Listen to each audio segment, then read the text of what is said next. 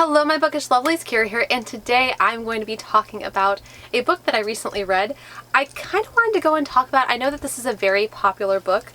It is The Blade Itself by Joe Abercrombie. I'm not here to talk about spoilers, I'm just here to talk about kind of like this book. See, when I first heard about this book, I just knew that it was a grimdark fantasy by Joe Abercrombie and that it had some great characters in it. You don't really hear anything about people talking about plots in this. And the reason why that is because this really doesn't have much of a plot, which is kind of odd for a book this size. This is 500 pages. I feel like this kind of feels a little bit more realistic, like though, in terms of setting, because in real life you kind of don't have a plot. You have like certain subtle undertones and certain maybe themes in certain aspects of your life, but you don't really have much of a plot, overarching plot in your life itself. I mean, most plots take place anyway, like in fragments of stories. I feel like this is kind of like more all-encompassing, like it feels like it's a lot more expansive, and I think that's the point of this story. I don't think the point is that you have a necessarily condensed plot. I think the point is like that this feels as realistic as humanly possible, and I feel like Joe Abercrombie did an excellent job of that. So what this book really does entail is it is a grimdark adult fantasy. It is set in a world like that is not like ours. It is set outside of our world. It's not like an alternative world or anything like that.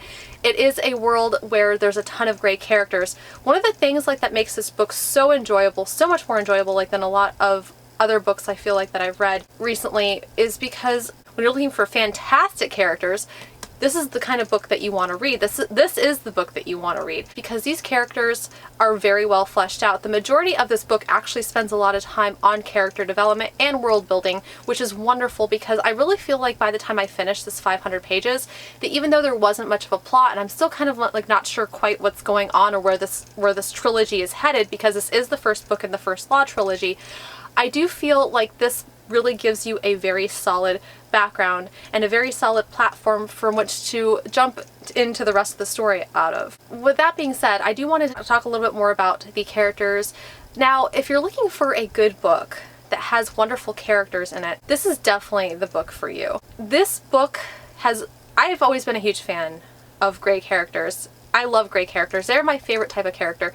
For whatever reason, gray characters just feel like more realistic. I feel like emotionally and morally, people are not often categorized into black and white. I feel most of the time people are categorized into a gray area. So I feel like in this book, you really don't have any good guys per se.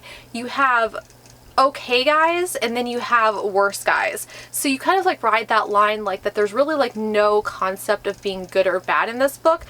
There's just a concept of overarching shades of gray. So you have like this character like that, you know, you're kind of like, oh, he's not so great. Like he seems pretty demented. Like he has some real issues. He tortures people for fun. I'm sure you guys, I'm sure if you've read this before, you know I'm talking about Glocka.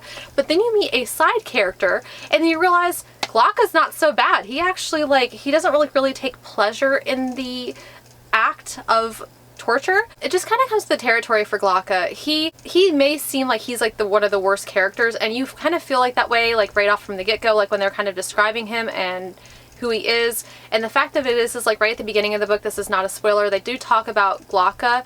Glocka was actually one of my favorite characters because he's got a very interesting past. He was originally a swordsman for the army, and then he got put into a prison and he was tortured, and I think he was tortured for 2 years, and they pulled out all of his teeth very, very slowly. Like they broke his legs. He's pretty much like dependent on a cane now to be able to walk. And after he got out, they didn't even think he was going to be able to walk. After everything happened, like, you know, he's definitely not the same person like that he was before, but now he's this person who is an inquisitor for the king, and he helps them torture people and kind of bring people to justice, even if it's not necessarily like real justice. It's the justice like that the political figures in his life want him to bring, so basically forced confessions.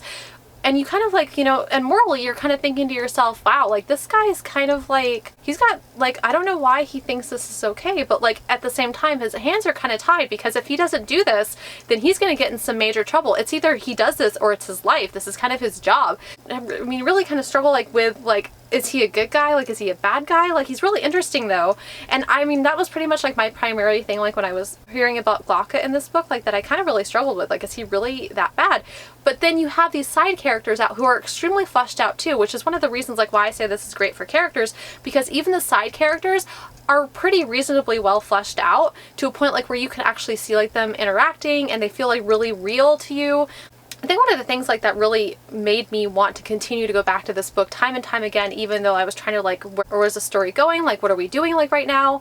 Like, what's going on? Because like there's still a lot of stuff, being the fact that this is the first book that we have not gotten an explanation of. What kept bringing me back to this book was the characters. Like I would walk away from this book, I would set it down and I would continue to think about the characters even after I'd set the book down, and long after I set the book down.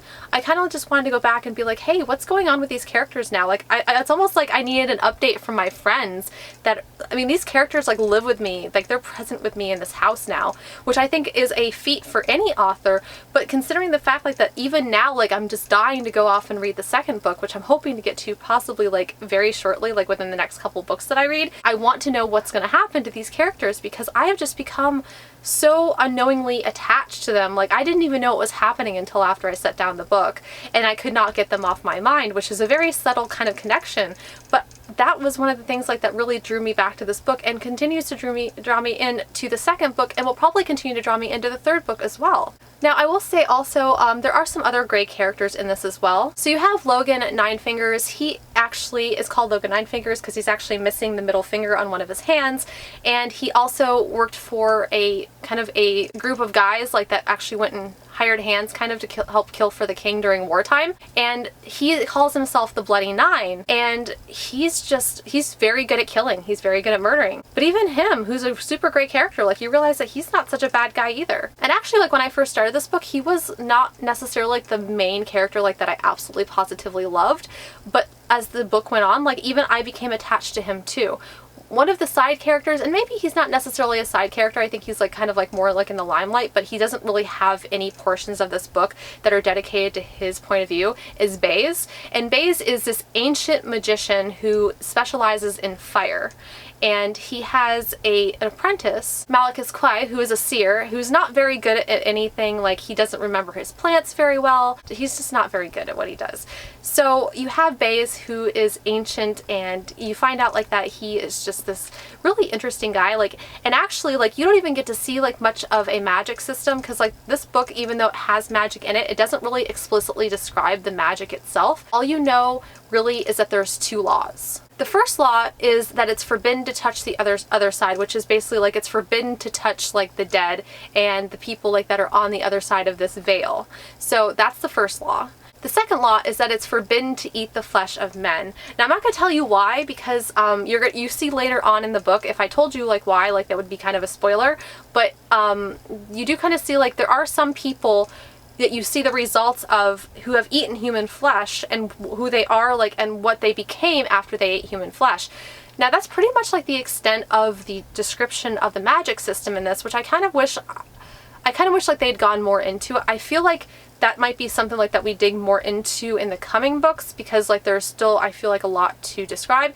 But I also feel because of the way the magic system is set up, you probably won't overall get a ton of explanation about exactly like what the magic system consists of or how it works. And like honestly at this point I'm not really sure, but I have a feeling like that's not going to be like something that's going to be super gone into depth with, especially because like you don't really have a main character who can actually do magic. Most of the characters like that they discuss who can do magic are kind of like either very close to being main characters and not quite, so they're kind of still kept at a distance, or they're full side characters and you don't really know anything and they don't really talk about magic. And because this book is not multi-perspective, some of it is from the perspective of Logan Ninefingers, some of it is perspective from Glocka.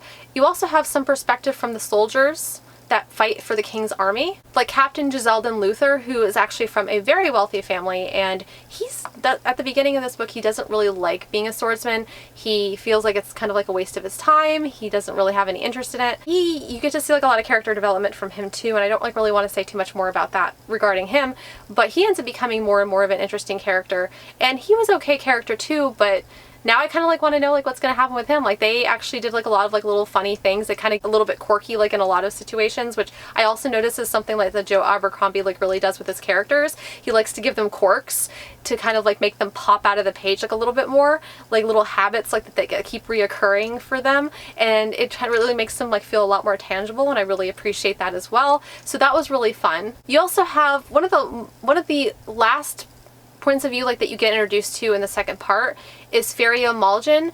Malgin is this really strong black woman with short hair. She is just a powerhouse. She has a really like fast heal rate and resistance rate, and you don't really find out more about her either. Like she's still kind of an enigma as well. But like I said, like this entire book was like 500 pages of setup for whatever's to come in the next couple of books, and so I'm just really excited. I'm ready to get on with reading the next few books. So that's pretty much like my thoughts on this book. I really do recommend it. I ended up giving this book a 4 out of 5 stars. I never want the first book to be the highest rated book in the series. I did feel like this was very slow. I did feel like I struggled like with it quite a bit because of there not being a plot. Like I said, the main like reason why I was drawn back to this time and time again was the characters. I never want the first book in a series to be the strongest book. I could very well change my rating for this later because I will have seen like so many things that were set in place in this book that will now leak into the next 2 books in this trilogy. And I'm really excited about that. So, I mean, if the first book's the strongest, I feel like there's something wrong because like I feel like they should always leave room in a first book to surprise you and make room for like it to get better. And I feel like a lot of books, like if they start out as 5 stars, like it's a lot harder for them to do that. So like that's like why I'm all the more excited about trying to get to the next couple of books, because I really just want to dive into what's to come. So that's pretty much like where I'm at with this, and I hope you guys enjoyed this discussion and review of this book because I really did enjoy this. I know that this is very popular and I really just have so many emotions about this, and I really hope you guys like enjoy this. If you guys like this, hit the little like, hit subscribe, hit the little bell icon if you guys want to receive emails every single time I post. I'm also Instagram, Amazon, Twitter, and Goodreads. Those links are linked in the description below, and I will see you guys again very soon.